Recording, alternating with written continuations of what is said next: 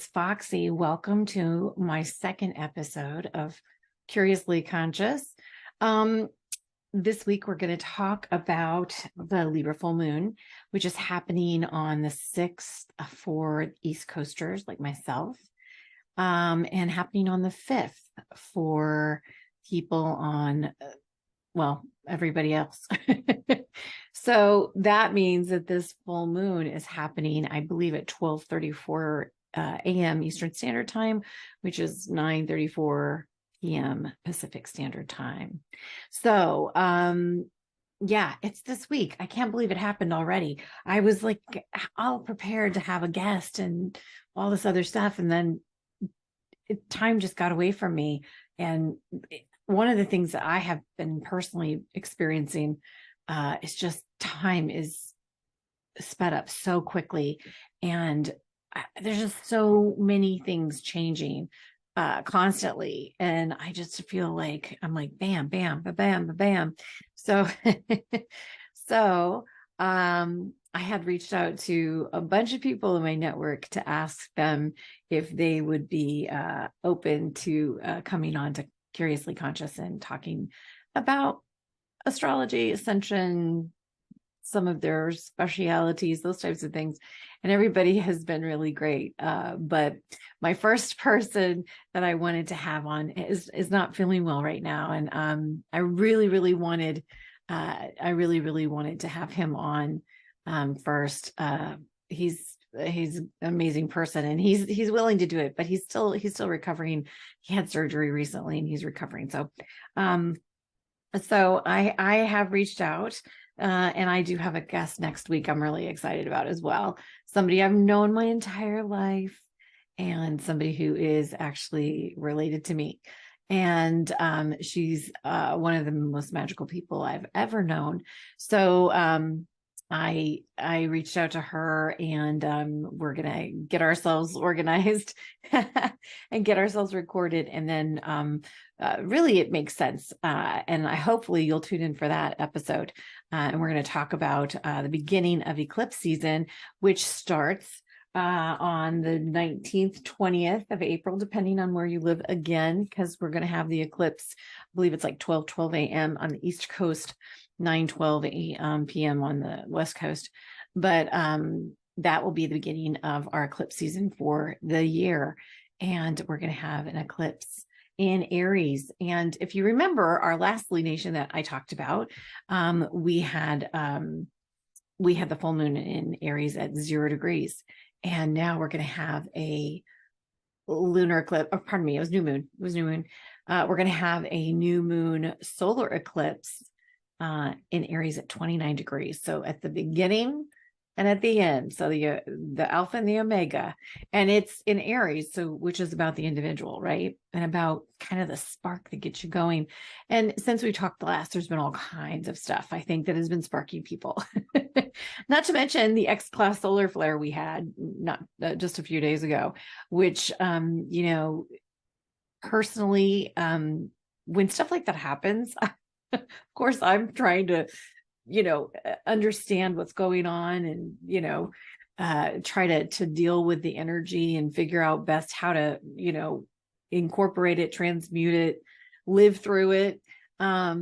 And I've had several people reach out to me because they were all feeling challenged, and of course I was feeling challenged as well. So that's a lot. It's a lot, that X-class solar flare. So and if you follow the Schumann resonance, which is the Schumann resonance is like kind of like the heartbeat of the earth, the vibration of the earth, the frequency of the earth, which is around 7.83, I think. And for long periods of time, that resonance just stays kind of, copacetic, doesn't go anywhere. It's been up and down and all around, and it's been shooting back up this last week. And so the solar flares, the coronal holes that are happening, all of that stuff is changing the frequencies that we are encountering. And those frequencies are meant to upgrade us. And of course, we're upgrading because in order for us to move on to a 5D reality, we're in the 3D, right? But to move on to the 5D reality, we have to increase our vibration, right? So all of these things are happening right now is in order to make that happen. So we're going through tremendous transformation.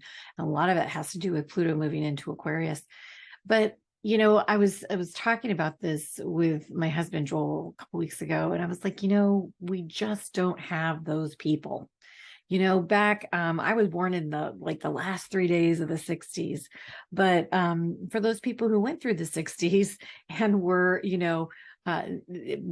cognizant, that was a very tumultuous time. It seemed like there was just so much unrest and people were protesting that.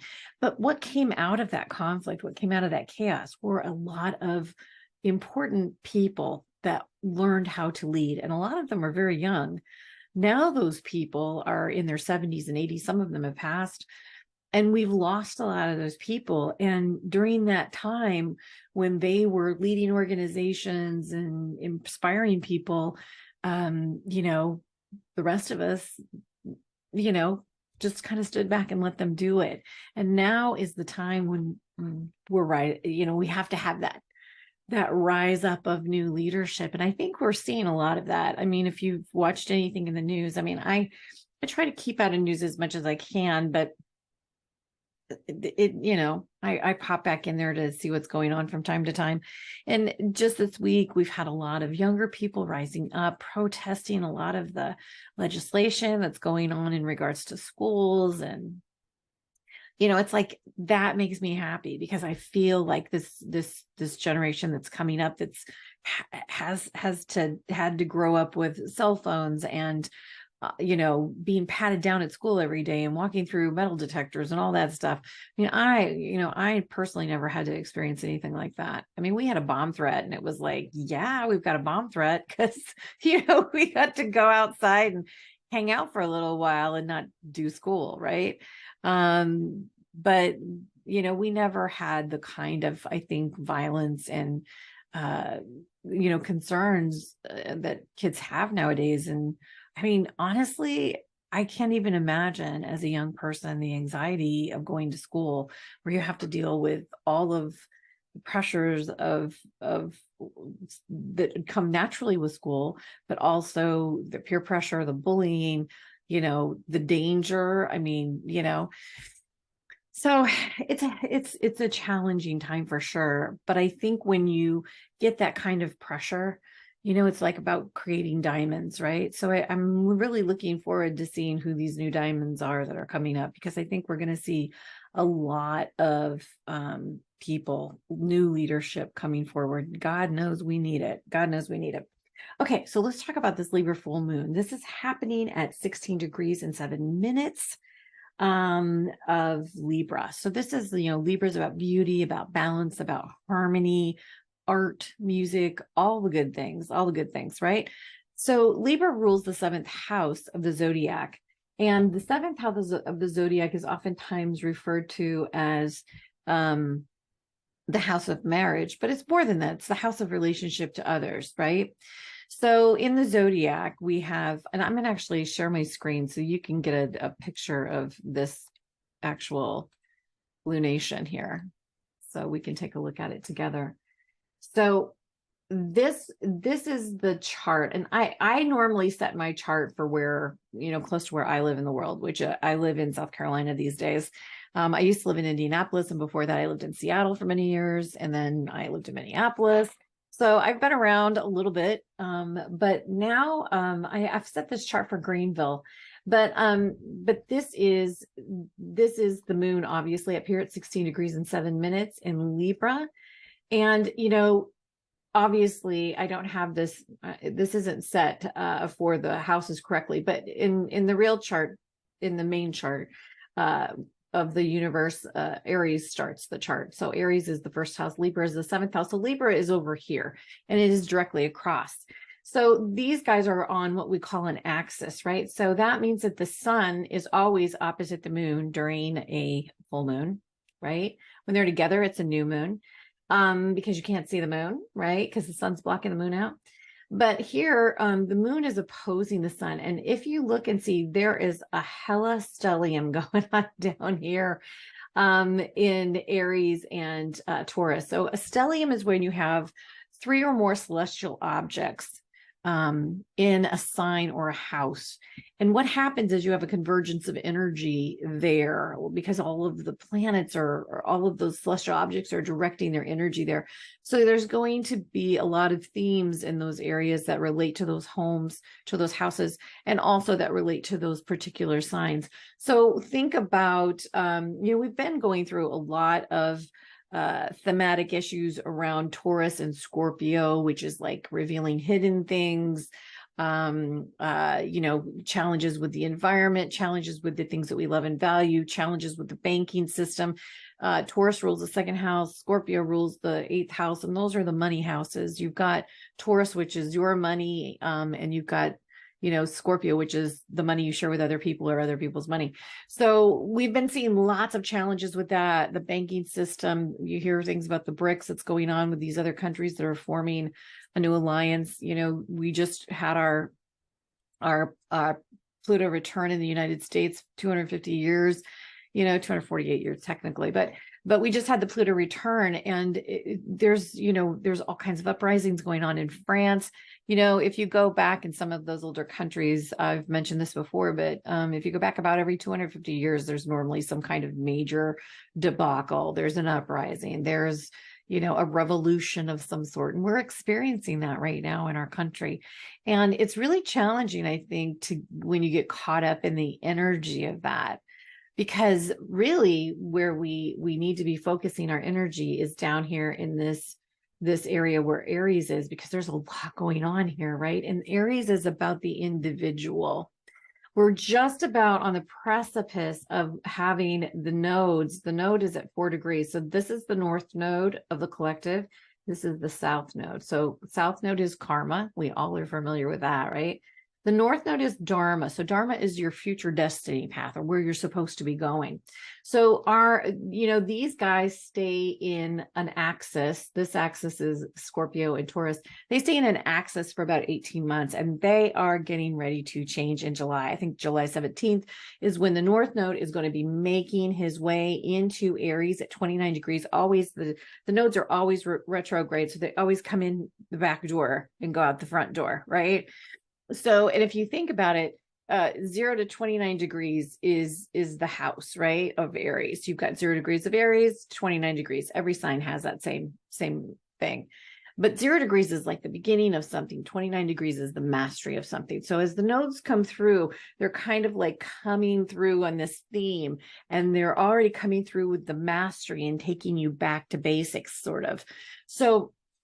So now the north node is conjunct within a degree of Mercury here. So Mercury's perception, communication.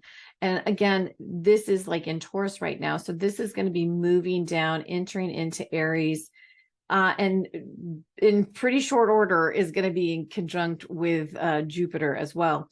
So, which is really a powerful statement.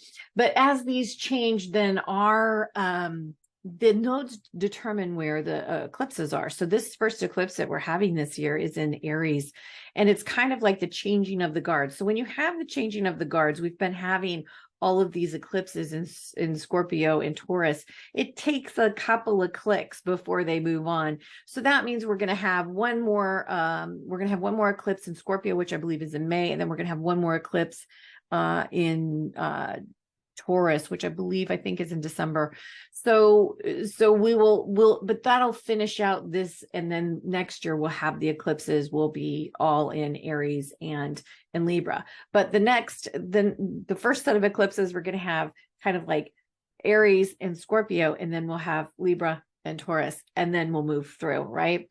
So like I mentioned before, those the eclipses happen based on their, based on where the nodes are. And these are the nodes of the moon that we're talking about. Every planet, every celestial object has nodes. But the nodes of the moon are important because the moon is the luminary, right? Is one of the luminaries. And that's the illuminary to the internal.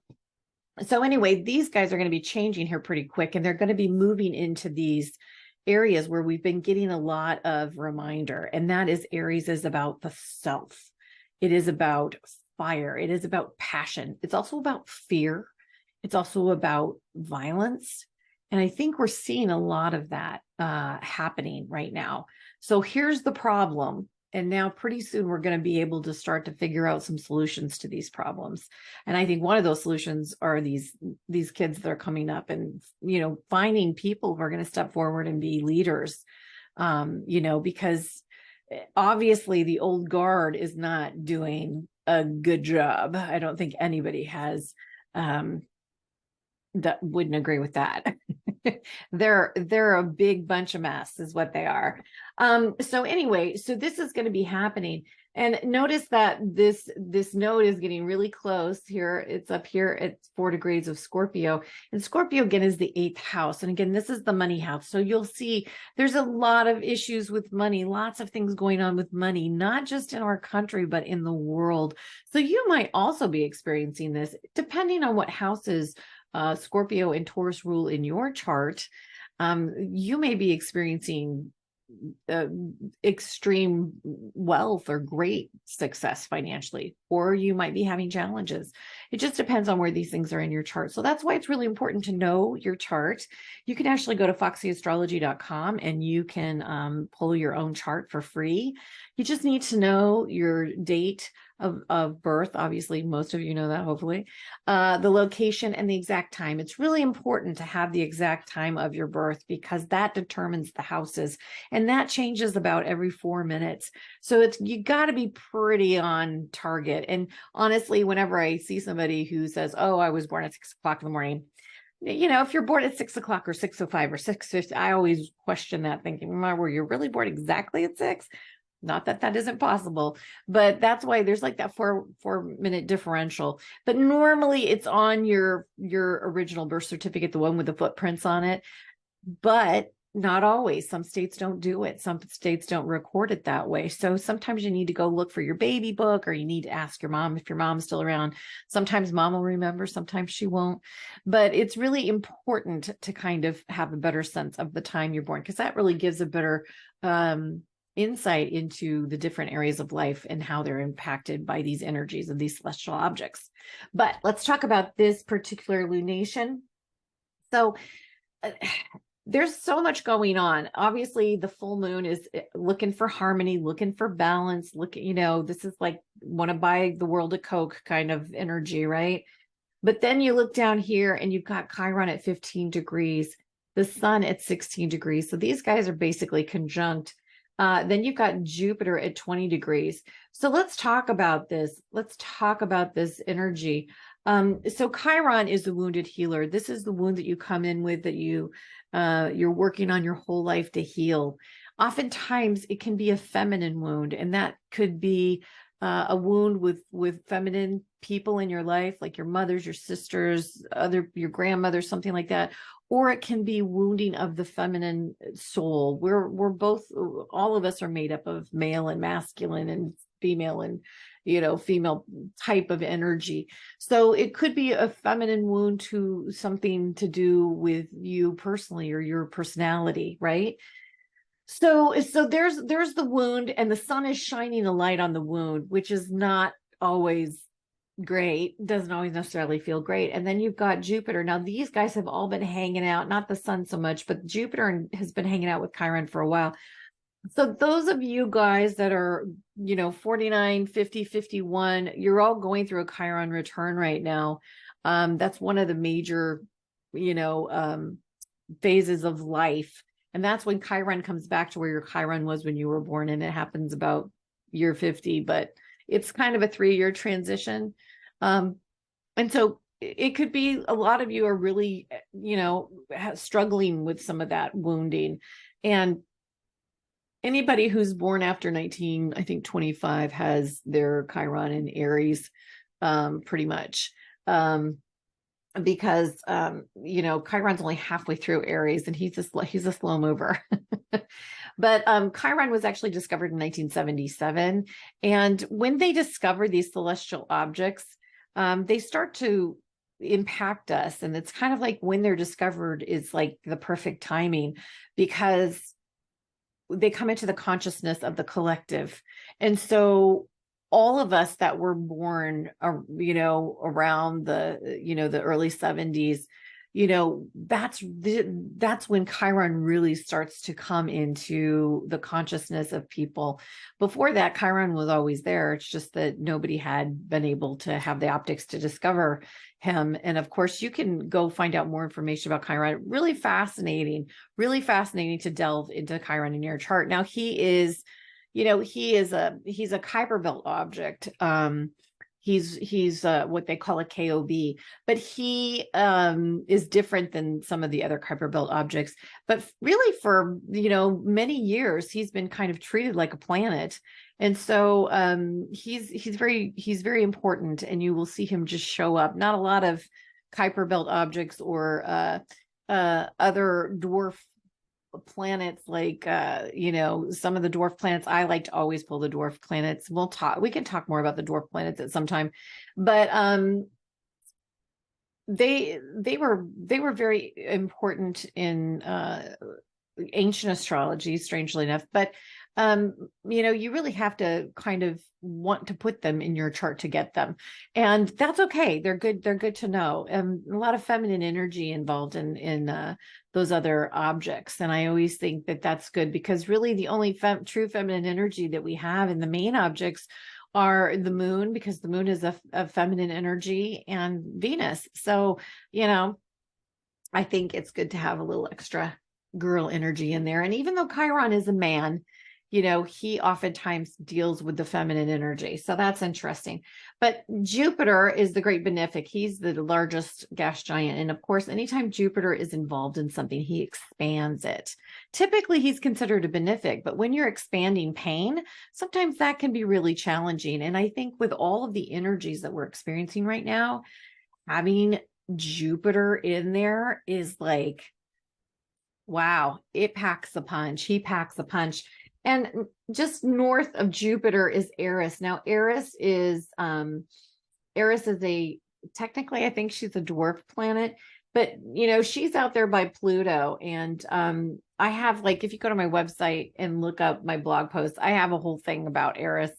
It's probably a year or two old, but it's really interesting if you're interested in her. She's really about the disrespected, disgruntled energy, and she is feminine energy for sure. She was in mythology, she's considered the person who started the Trojan War with a golden apple. So she's a fun one. But when you see Eris around, it's always about not being heard, not being respected. And I think we're seeing a lot of that right now. And as Jupiter gets closer and closer, I mean, he's within 3 degrees of her. As he gets closer and closer to Eris, I think we're going to see more and more of this revolution. I think we are experiencing a revolution, and it's going to be really interesting to see how it all turns out. Then we've got Vesta, good old Vesta. She's always about the home and the hearth, but she's also about, comfort. And I think one of the challenges during this time is trying to find comfort and trying to find places where you feel like you can still go in and connect to yourself. And Aries is all about the self. So it's really important, I think, to do your daily practices, whatever they are. Maybe it's yoga, maybe it's meditation, maybe it's both, maybe it's journaling, whatever that is for you. It's really important to carve some time out for yourself. It's important to breathe. It's important to just connect in. Great time to go out and just walk in the yard barefoot, just connect to the earth, go lean against a tree, put your back up against a tree, and just take a moment for yourself, right? Just really important right now. So that's like the stellium in Aries. And then as we go into Taurus, we've talked about Mercury, we've talked about the North Node, but we've also got Juno. So Juno is the wife of Jupiter. So she is Hera in Greek mythology, Juno in Roman. And of course, Jupiter is Zeus in Greek mythology, right? So she's married to Zeus, right? She's married to Jupiter. And, she's like the queen of the queens. When I see her in a man's chart, she kind of represents marriage. She's known for representing marriage because of course she's married to the big guy. But when I see her in a feminine chart and a woman's chart, I oftentimes believe that there's also a sensibility of your highest ideal self. So having her in there, she is coming into conjunction, or well, she's actually conjuncted Uranus, and he's moving on, but he's at 17 degrees. So they're kind of in a dance right now. So that ideal self kind of concept might be changing for you. And that's kind of cool. So, don't be alarmed if everything you thought was true starts to not feel like it's true anymore. And just know that you really could drop in and ask yourself, does this feel cool? Does this feel right with me? If it feels off, go with your gut. Then you've got Venus up here at 28 degrees. And of course, she rules Taurus. So she's really beautiful. And, she's been in here for a while. She's going to be popping out pretty soon, going into Gemini. But she rules Taurus, and she's really at home here. So that's some really good energy. But during this time, of course, we don't want to forget the fact that Uranus is quincunxing. See this green dotted line? That represents an injunction or a quincunx. A quincunx or an injunction are the same thing. They're just, a different term for the same thing, which is an awkward energy. It's like one of these things isn't like the other kind of energy. So here you've got Uranus in a feminine earth sign, which is Taurus. And, Uranus is quincunxing over here to air, which is a masculine. So you've got the juxtaposition of the feminine and the masculine, which don't always jive, right? So having Uranus involved in anything, Uranus is always kind of like genius energy, brilliant energy, confusing energy. It can create amazing opportunities. A lot of times they don't seem like opportunities. They seem like the world is falling down. Oftentimes, if you're familiar with the Tower card in the tarot, this is like, how I think of the Tower card. Oftentimes, and if you think about this moon, we let go during a full moon. And this is really, I think, you're going to have to let go of something in order to maybe gain contentment, maybe gain sovereignty, maybe gain peace of mind, maybe gain contentment. I mean, that's really what a full moon's about, is about letting go, relaxing, shutting something down and moving on to the next thing. And I think we're going to be seeing a lot of that. And it could be a lot of folks maybe changing the way that they're moving forward. And as these nodes start to come into Aries and Libra, we're going to start to see those themes coming alive, which is the self versus the others, or, when is it right for you to be working on something on your own? When is it right for you to be working in a group? How do you balance those energies? That kind of stuff. So I think we're going to be seeing a lot of that during this full moon.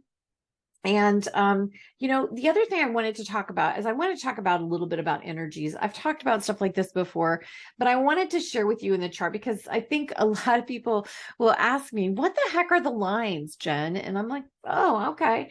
Well, so blue lines are harmonic energy. So anytime you see a long blue line, like you'll see this, you've got these long blue lines from Mars to the South Node down here to Saturn. And actually, they create a triangle that's known as a grand trine, but these are trines. Trines are harmonious energy. Then you have these short little blue lines, right? These are known as sextiles. Sextiles are also harmonious. So here we have a grand trine, and then we have a minor grand trine, which is when you have two sextiles and a regular trine here, making kind of like a tiny little triangle on top of a big one, which is actually also known as a kite. If you look at that, it looks like a kite. That's some really great energy. I love a kite. I have a kite in my own personal chart, but having this kite means to me that even though there's going to be a lot of chaos and a lot of people talking and a lot of changing of the guards and a lot of things happening, that we are protected. We are divinely protected. It's like a shield. I always think of Joan of Arc when I see the kite in a chart, right? So anyway, so you've got this great kite energy, which is very protective. And then you have these red lines. So anytime you see the 180 degree, obviously that's an opposition. That is, red lines represent conflict.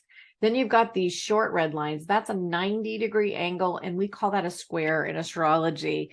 And that is challenging energy. And you will find that those squares oftentimes come up between planets that are similar in their essence. So, for example, this is the North Node. There's a square between North Node and Pluto. Pluto's at 0 degrees and 12 minutes of Aquarius, and starting a new world for everybody. But, Aquarius and Scorpio, that is water, and this is air. So that energy is different because masculine energy is air and fire. Water and earth is feminine energy. So that's opposite to begin with. But then you also look at Scorpio. Scorpio is opposing over here to Taurus. And those are fixed energy planets. So the essence of those, signs is fixed. And fixed energy is really great for building something. And so think about fixed energy in banking. That's probably pretty good stability, but we don't have stability right now for sure.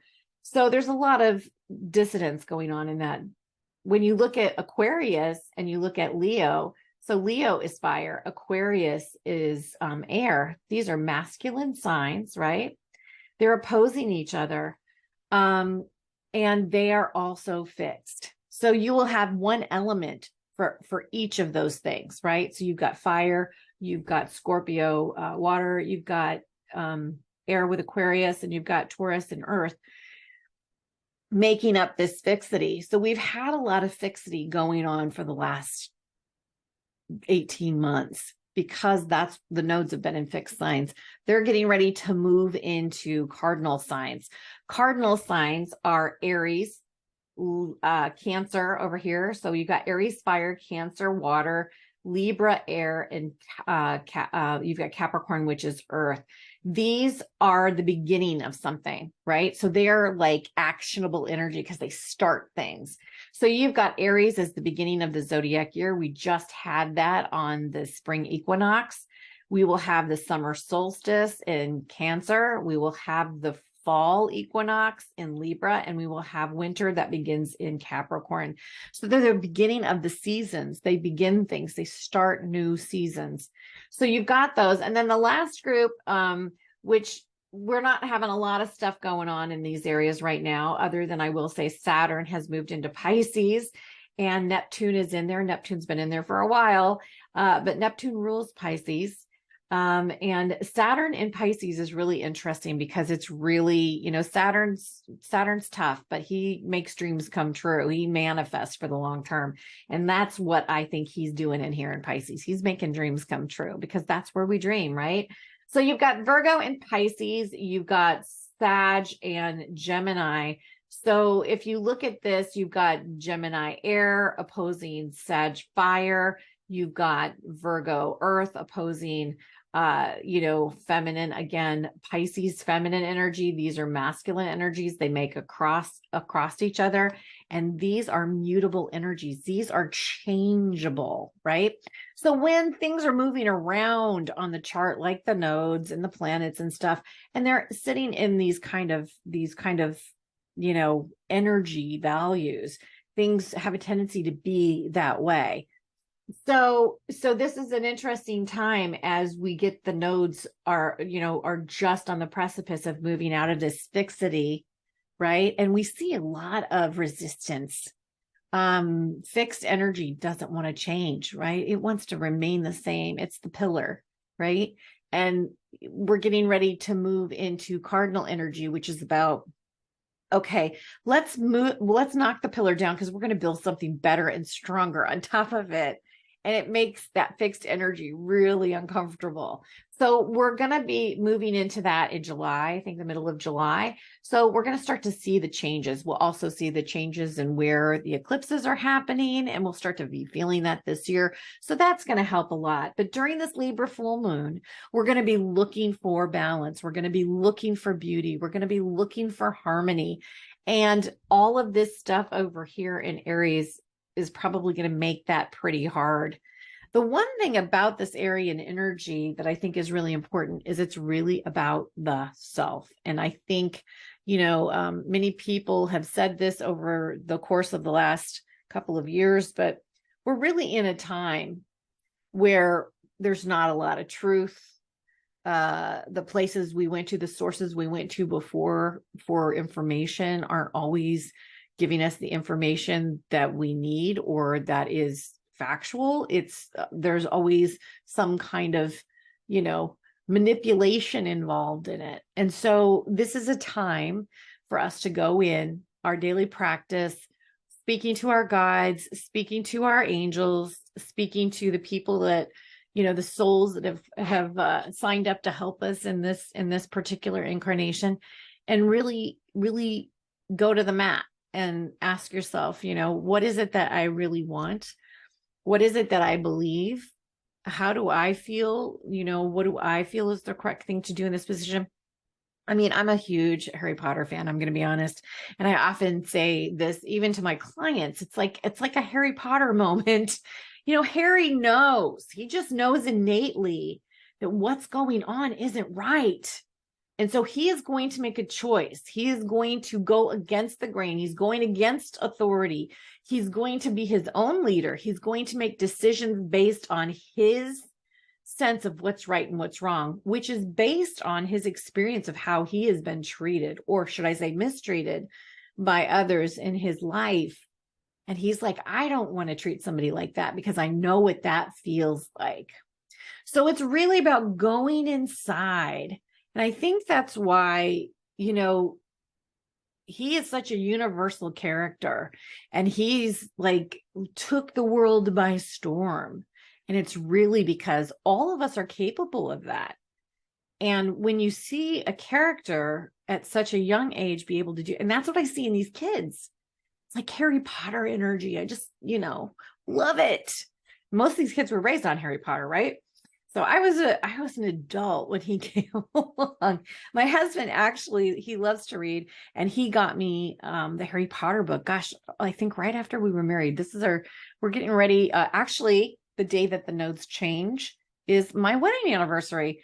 25 years this year, me and Mr. Fox.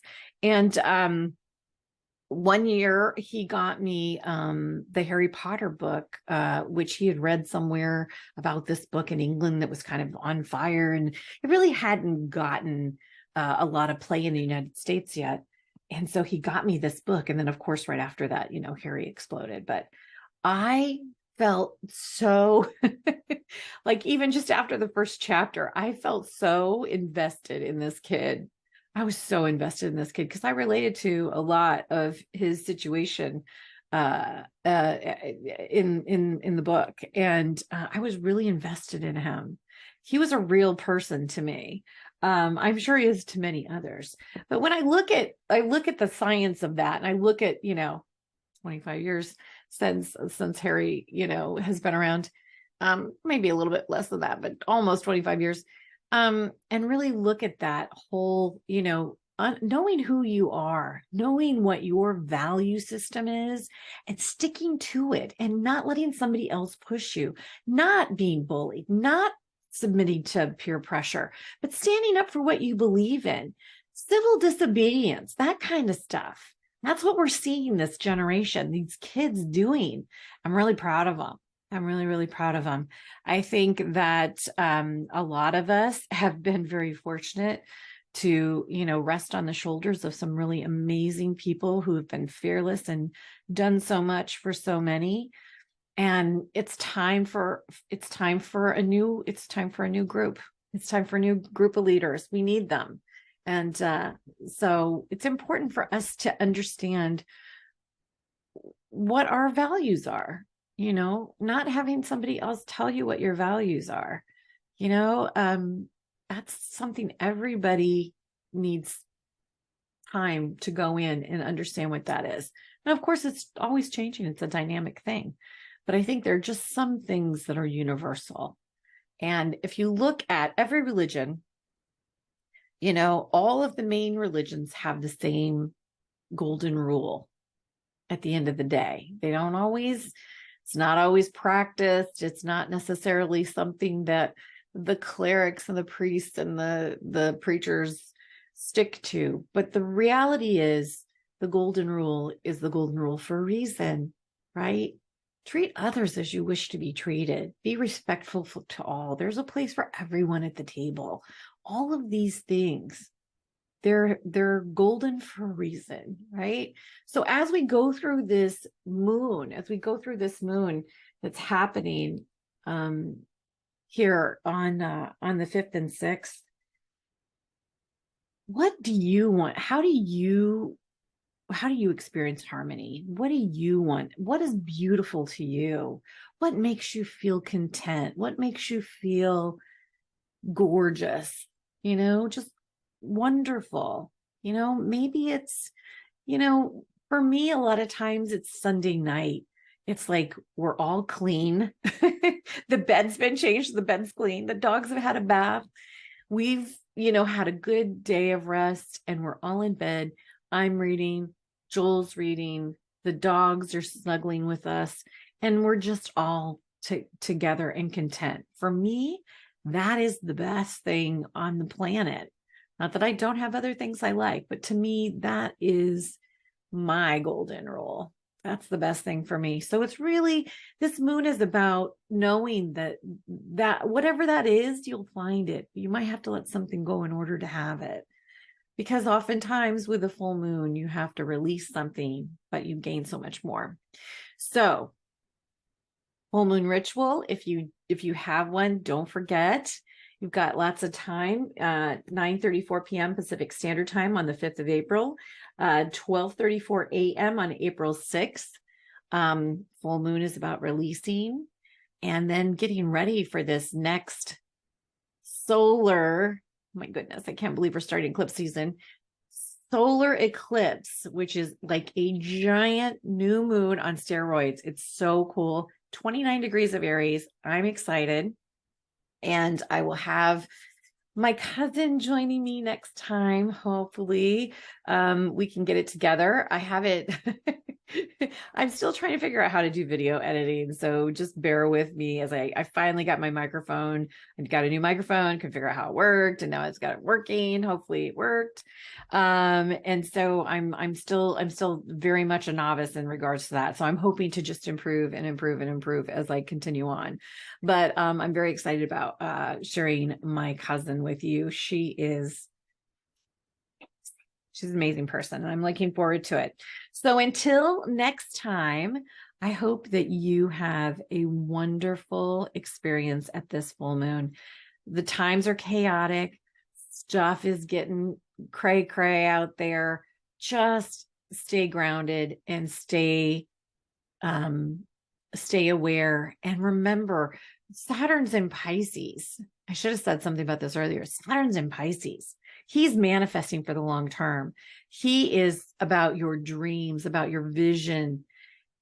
Stay positive. Oh my goodness. If you are negative, find a way to pivot. Find a pivot. Find that thing that makes you content. Find that thing that brings you joy. Pivot. Think about it. Ask your guides to help you. So important to stay positive right now because things are manifesting so quickly. And you will have a lot of luck in manifestation, but you don't want to manifest what you don't want, right? So it's really important to keep your vibe high, keep yourself focused on what it is that you're working towards, and all the best to you in your process of doing that. I'll talk to you guys soon. Take care.